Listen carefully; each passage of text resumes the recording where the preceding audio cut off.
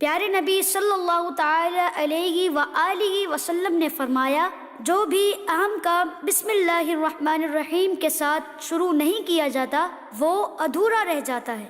بسم اللہ الرحمن الرحیم، بسم اللہ الرحمن الرحیم،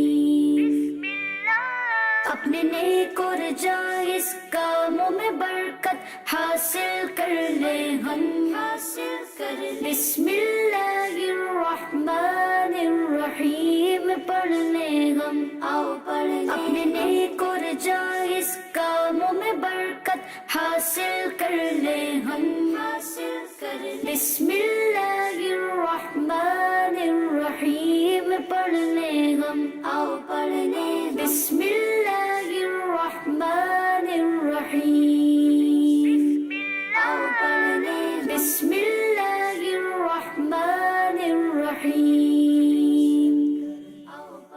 آئیے بچوں، آج ہم آپ کو بتاتے ہیں بسم اللہ کی کیسی شان ہے کہ اسے کہاں کہاں پڑھا جاتا ہے۔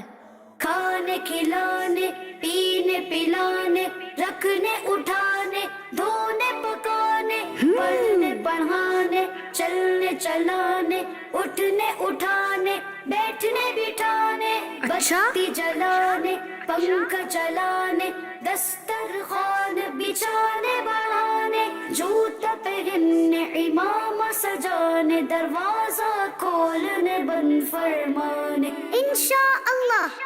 بستر لپیٹنے بچھانے، دکان کھولنے بڑھانے، تالا کھولنے لگانے، تیل ڈالنے، عطر لگانے، بیان کرنے، نعت سنانے، ہر جائز کام کے شروع میں جہاں شریعت نہ روکے بسم اللہ الرحمن الرحیم کی عادت بنا کر اس کی برکتیں لوٹیے۔ آؤ پڑھنے بسم اللہ الرحمن الرحیم۔ بچوں کا مدنی